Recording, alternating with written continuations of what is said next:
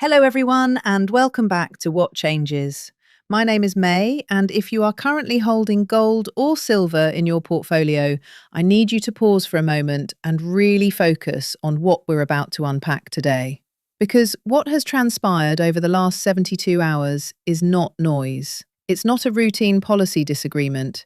It's not another geopolitical headline designed to scare you into clicking. It is a structural shift, and it happened fast. In less than 3 days, we witnessed two massive, globally significant events collide back to back. One domestic, one geopolitical. Both of them are pointing in the exact same direction for precious metals. The first was an unprecedented constitutional clash over United States tariff authority, one that escalated far faster than most analysts predicted.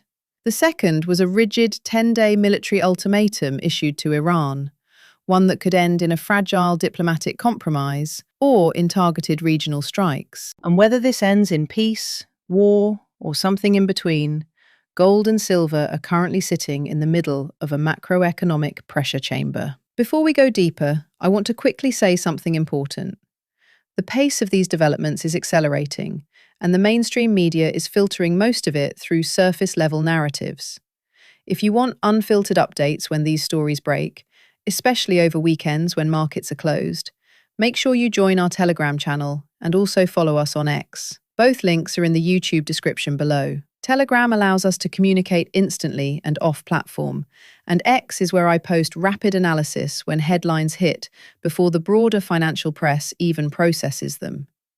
If you are serious about protecting your wealth in this environment, staying connected in real time is not optional. It's strategic. Now, let's start with the event that most people think was resolved, but absolutely was not. Just before I began compiling research for this video, a major headline dropped, claiming that the United States had accepted Iran's demand to maintain uranium enrichment. On the surface, that sounds like de-escalation. It sounds like diplomacy is winning. And if you're a casual observer, you might assume that means gold should drop sharply. But here's what most people didn't read. The source was not the White House. It was not the State Department. It was not a named American official. It was an unnamed Iranian diplomat quoted by semi-official Iranian state media. And that headline hit at the exact moment gold was holding firmly above $5,100. Timing matters, because when markets are extended, when positioning is stretched, and when sentiment is leaning heavily towards safe haven assets, a strategically placed peace headline can manufacture temporary weakness. But before we even touch Iran again, you need to understand what just happened in Washington, because that's where the real fracture began. The Supreme Court of the United States, in a 6-3 ruling, declared President Trump's sweeping global tariffs illegal under the International Emergency Economic Powers Act, IEEPA. Pause and process that. The highest court in the country ruled that the legal foundation underpinning a year of aggressive tariff policy simply did not authorize what had been enacted. In a normal political climate, that would end the story. But within hours, the president responded not by retreating, but by pivoting. He signed a new executive order imposing a 10% global tariff, this time using Section 122 of the Trade Act of 1974, a law that has never been used in this manner in over 5 decades. The following morning, he raised that tariff to 15%, the maximum allowable under that statute, less than 24 hours. From constitutional defeat to maximum deployment of an obscure backup trade authority, this is not stability. This is legal improvisation at the highest level of economic policy. Now here's the part most analysts are missing. The tariffs didn't disappear, they shape-shifted. Under the prior framework, effective rates hovered around 16%. After the ruling and executive pivot, rates fell into a 7 to 15% band depending on country. Still historically elevated, still disruptive, still inflationary. And now, layered with a 150-day expiration clock that requires congressional action to extend. That ticking clock is everything. Because before this ruling, corporations operated under one known tariff regime. It was high, but it was predictable. Now, global trade policy has an expiration date. Congress must intervene. Courts could challenge again. Political battles will intensify.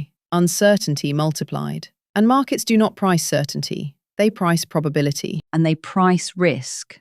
Now add another layer. If the original IEEPA tariffs were ruled illegal, corporations that paid those duties could be entitled to refunds. The projected number? Approximately $175 billion refunded by a Treasury already running deficits exceeding $2 trillion per year. Picture that math. A government adding trillions annually to national debt may now owe nearly $200 billion in retroactive refunds due to a legal reversal. That is not just messy, that is structurally destabilizing. When legal foundations underpinning fiscal tools begin cracking, international confidence erodes. And when confidence erodes, reserve managers look for alternatives. This is precisely why central banks have accumulated record amounts of gold over the last 3 years. Not because of a single headline, but because systemic predictability is deteriorating. Now pivot back to silver, because buried inside this tariff chaos is a detail almost nobody is discussing. Critical minerals are exempt under the new Section 122 tariffs. Silver is officially classified as a critical mineral. Let that sink in. While many industrial inputs now face 15% import penalties, silver does not. That creates a relative cost advantage for manufacturers reliant on industrial metals, solar panels, electric vehicles, advanced electronics, defense systems. At a time when silver is already in multi-year structural supply deficit, the physical market was tight before this ruling. Refineries were backed up. Sovereign mints were limiting sales. COMEX inventories were trending downward. Now layer in tariff distortion that increases costs for substitute inputs while leaving silver untouched. Demand pressure intensifies. And silver carries a dual identity: safe haven asset and industrial necessity. When macro uncertainty rises, safe haven demand lifts. When industrial substitution shifts, physical demand lifts. Two engines, one supply constraint. That's combustible. Now, while Washington was navigating legal shockwaves, the Middle East quietly approached a different threshold. President Trump issued Iran a 10-day deadline to reach a comprehensive nuclear agreement or face escalation. 2 U.S. aircraft carriers positioned in the region, advanced fighter squadrons deployed, the largest force concentration in the area since prior targeted strikes.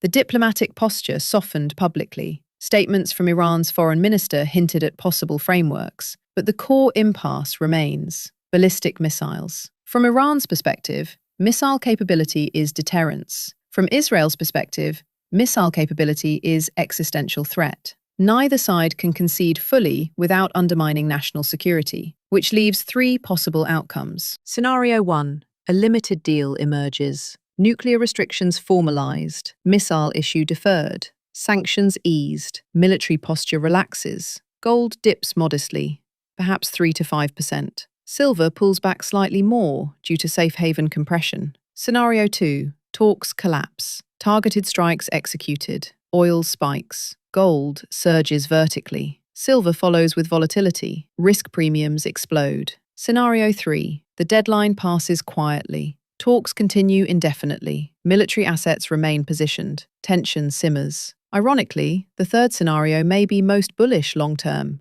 because unresolved tension embeds a permanent risk premium into asset pricing. Institutions do not liquidate gold reserves in ambiguous environments. They accumulate quietly. And here's what makes this moment unique. We are not dealing with one catalyst. We are dealing with stacked catalysts. A constitutional trade clash with fiscal consequences, a geopolitical standoff with military implications, a structural silver supply deficit, a $36 trillion national debt, expanding by over $2 trillion annually. When multiple macro stressors align simultaneously, markets do not correct deeply, they staircase. Up, pause, up, pause, up again. That is what we are witnessing. Gold holding above $5,100 is not panic, it is positioning. Silver above $84 is not hype, it is tightening. And this is where long-term perspective matters. The case for owning precious metals is not about 1 week of headlines. It is about trajectory. Global debt trajectories are unsustainable. Trade relationships are fragmenting. Legal predictability is eroding. Geopolitical alliances are straining. These are not temporary conditions. They are structural. Now let me speak directly to those of you sitting on gains and wondering whether to sell. Volatility will increase in the next 2 weeks.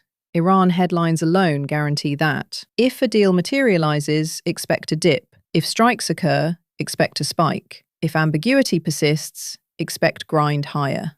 But the underlying macro thesis has not weakened. It has strengthened.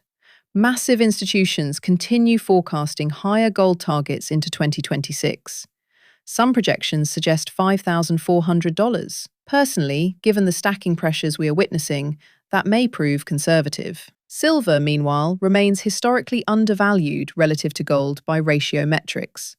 The gold to silver ratio has compressed rapidly from mid-60s to near 60 in weeks. If compression accelerates toward 30 or below over the coming years, percentage upside in silver becomes asymmetric. And unlike fiat currencies, silver cannot be printed. Unlike equities, it cannot be diluted. Unlike bonds, it does not default.